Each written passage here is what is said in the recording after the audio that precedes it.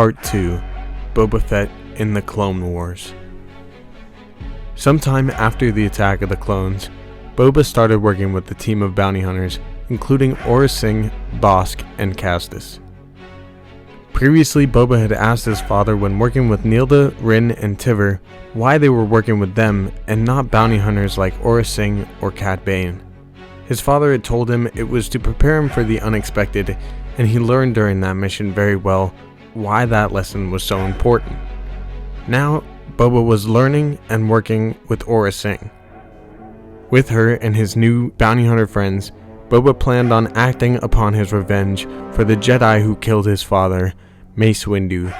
Together, they crafted a plan in which they were going to kill Windu on his Republic cruiser, the Endurance. The plan was simple. Boba was to pretend to be a clone cadet and blend in looking exactly like the other recruits, despite being the first clone. Once Boba was aboard with his group of clones, they were welcomed by Master Windu and Anakin Skywalker, in which Boba was face to face with the man who murdered his father for the first time since being on Geonosis. Boba had to keep his cool, and following this, the cadets were put through tactical training doing a quick target practice, in which we watch as clone cadet after clone cadet misses their shots, and then it was Boba's turn. Swiftly, Boba shoots all the targets and shocks some of the older clones as well as the cadets. Boba, being personally trained by Jango and also older than the other clones, has more experience than them and is honestly better at fighting than most of the clones in general. A short time after, while the cadets were touring the Endurance, Boba slips away from the group as he is going to put his plan into action. Boba enters Mace Windu's quarters and quietly he installs a bomb. All he would need is for Mace Windu to walk into the room, tripping a sensor that would explode him. But as the Force would have it, at the last second a clone walks in instead of Mace. Boba hears the explosion and calls Aurra Sing via his comlink.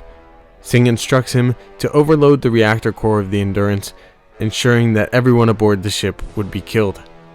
Here's the first time that Boba shows his humanity even as a clone, as even these clones that his father saw as nothing but disposable property of the Republic, Boba had more of a deeper connection to them. However, Boba snuck away from his group of the cadets once again before being caught by a clone commander who called for security. The two engaged in a brief scuffle near the core before Boba was able to stun the clone with the trooper's own blaster. He then shot at the core command console, following Sing's instructions. Much of the hull of the ship was immediately destroyed in the ensuing explosion, while Windu and Skywalker were nearly sucked into space and killed before the hull breach was sealed. With the Endurance critically damaged, the crew began to abandon ship. Boba, whose identity was not yet discovered, was among the other clones as they were sealed into an escape pod and jettisoned into space. But Boba sabotaged the pod in order to separate himself from the others. The pod was then intercepted by the Slave One, led by Aurra Sing and Bossk, which revealed Boba as the traitor who destroyed the Endurance. Boba was given the choice to either stay with the clones or leave with the bounty hunters, and Boba, somewhat reluctantly, made the decision to leave with the bounty hunters. Following these events, Boba and the other bounty hunters made their way to the planet of Vangor, where the Endurance had crashed. When they arrived, they killed several clone troopers and captured Admiral Shone Killian, the ship's commanding officer, as well as Clone Commander Pons and another officer, as Boba rigged his father's old helmet as an explosive on the ship's bridge. Boba was ensuring that if Windu came back looking for any survivors, he would be exploded, just as he would have been on the ship in the first place. The Jedi Master and Skywalker arrived shortly thereafter, and the helmet exploded just after Windu noticed it, and remembered that Jango had a son, deducing that Boba was the one attempting to kill him. Windu and Skywalker didn't die from the ensuing explosion. They were caught within the rubble of the vessel. Boba and the group watched the explosion, and he assumed that Windu had finally been killed. Wanting to recover his body, some of the group members disagreed, believing that the 3 prisoners they had already were enough to earn a sizable fortune from Count Dooku if they were to turn them over to the Separatists. But Aurra Sing, the leader, sided with Boba. R2 was able to prevent the bounty hunters from making it to the bridge, as he made life a living hell for them. So Aurra Sing suggested that they use Slave One to blow up what was left of the Endurance, just to completely do an overkill if Windu was actually alive. On their way to the Slave One, the group of bounty hunters heard an explosion caused by R2 fighting Gundarks, and took it as a sign that Windu had survived. Quickly, they jammed all communications, hoping to prevent Mace Windu from requesting for help. R2 was able to escape in the other starfighter that they had, and survived a brief firefight with the Slave One before going into hyperspace and trying to get help on Coruscant. Meanwhile, the bounty hunters decided to use the hostages to try to lure Mace Windu back into a trap. Oh, these bounty hunters and their traps. Sing took charge of setting the trap as she sent a transmission to the Jedi Temple revealing that they were holding Republic prisoners. She told Boba to personally execute Commander Pons during the transmission, but he refused, as his goal was to kill Mace Windu, and he had no quarrel with the prisoners. Aurra Sing then took it upon herself to execute Pons, jettisoning him into space, as Boba's relationship with the bounty hunters began to deteriorate. Boba objected to the treatment of the other prisoners as well, going so far as to show compassion by providing them with water. Nonetheless, the transmission to the Jedi did end up putting the Jedi on their trail, as the Order sent Master Plo Koon and Padawan Ahsoka Tano rather than Master Windu. On the planet Florum, Sing planned to seek the assistance of Hondo Ohnaka, a spice pirate, and her former lover. Ooh la la. Ohnaka was also a friend of Jango, which Boba learned when Sing introduced them, and when the pirate gave Boba his condolences for his father's death. However, Hondo said that he would be no help to Sing, and following this, Castus contacted a fellow bounty hunter on Coruscant and offered to provide them information on Boba and the others, as Sing overheard and killed him, leaving Boba horrified as he began to realize he had made a huge mistake in teaming with the bounty hunters against Mace Windu.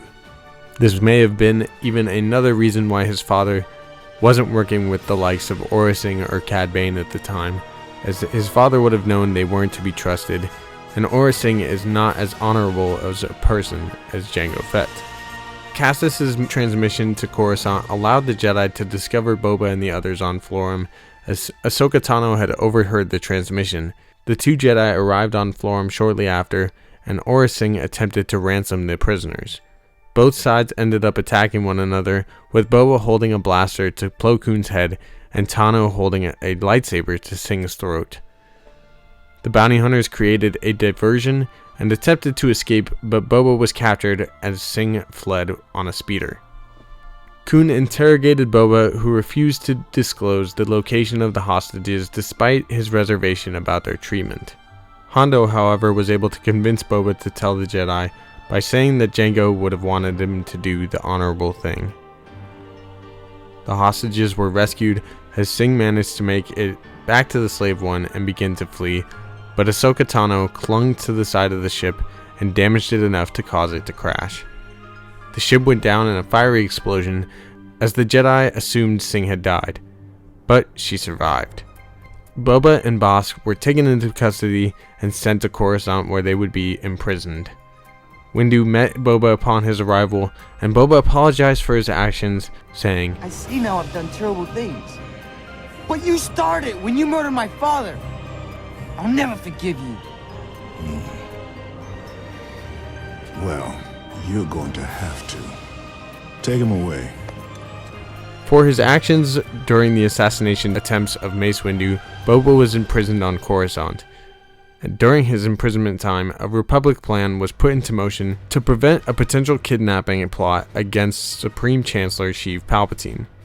To put this plan into motion, Obi-Wan was to fake his death and disguise himself as Rako Hardeen, the suspect in the attempt of his life, and entered the same prison where Boba was being held. Kenobi teamed up with Moralo Ival, a suspect in the suspected kidnapping plot, and bounty hunter Cad Bane, to escape the prison in the hopes that it would lead him back towards the heart of the conspiracy. As part of the escape attempt, Bane paid and encouraged Boba to confront Hardeen, and Boba claimed that Hardeen had cheated him out of a bounty.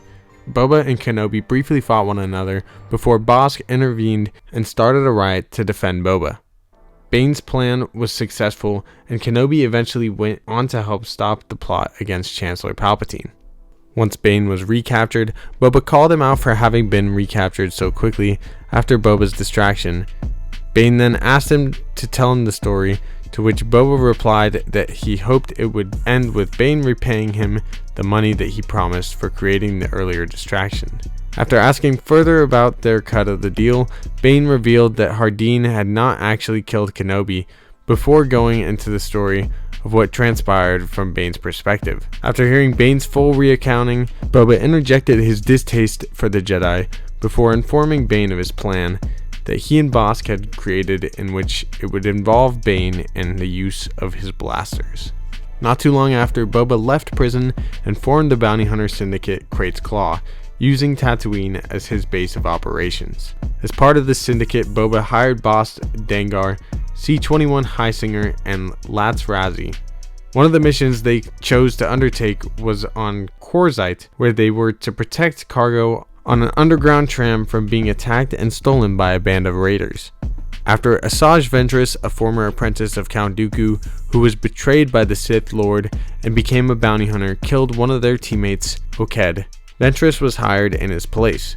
The team left Tatooine and proceeded to an orbital elevator station above Korzite, where the team met their employer, Major Rurigoso, and received their specifics of their assignment. The crew was hired to protect the contents of a chest of the client, which would be delivered to the Otao Blank, the ruler of the Korzite, via an underground tram, as the planet's atmosphere rendered deliveries via spacecraft impossible. The chest needed protection from the band of raiders, which was why the bounty hunters were there. As the raiders boarded the tram during its journey and attacked, killing the Korzite personnel, most of the bounty hunters were thrown off the tram. During the struggle against the raiders, Boba inadvertently knocked the chest over, revealing its contents as a young woman named Pluma Sodi. She had been kidnapped so she could be married to Utao Blank against her will. The leader of the raiders, Crismo Sodi, was her brother, who had simply been trying to save his sister. Ventress and Boba managed to remain on the tram and then argued about the situation after Pluma pleaded to the former Sith acolyte. Ventress felt sympathy for the girl, as Ventress had been in a similar situation, forcibly taken from her home. Boba, on the other hand, intended to continue with the operation, and Ventress used the Force to choke Boba. She prevented him from fulfilling the mission and pulled him away into the same room where Pluma and Crismo were being kept. As the tram arrived, Ventress delivered the chest to Blank and claimed the bounty, departing before the ruler could discover the chest contents, which was an angry Boba who Ventress had tied up and put into the chest. Ventress had released Pluma to her brother and regrouped with the other bounty hunters, paying them their share of the bounty before parting company with them. When Ventress met with the other hunters at the ship and asked her where the leader was, she replied that Boba would turn up eventually. Despite his embarrassment at Ventress's hands, Boba continued to run a successful syndicate of bounty hunters based out of both Coruscant and Tatooine. However, Ventress's history with the team continued to haunt the crew. In the waning years of the Clone Wars, Boba was approached by the Jedi Quinlan Vos while frequenting one of Coruscant's level 1313 bars. Vos was interested in hunting down the former Sith for a planned assassination attempt on Count Dooku and wanted to partner with Ventress. Boba informed Vos that Ventress was hunting a Volpi fugitive named Moray on the moon Pantora. Using Boba's information, Vos traveled to Pantora, where he rendezvoused with Ventress. After doing several bounty hunting jobs together, Vos revealed his true mission to Ventress, who agreed to train him in the ways of the dark side of the Force. When Vos's attempt failed, Ventress approached Boba once again at Chalmun's spaceport Canting on Tatooine with the hopes of recruiting his syndicate to rescue her new partner turned lover. While initially cool, Fett and his fellow bounty hunters accepted Ventress's job, as she offered to pay 250,000 credits in advance. Satisfied, Boba and his allies joined Ventress on her mission to rescue Quinlan Vos. However, Dooku defeated Fett and his fellow bounty hunters with relative ease, and Ventress attempted to save Vos, resulting in failure as well.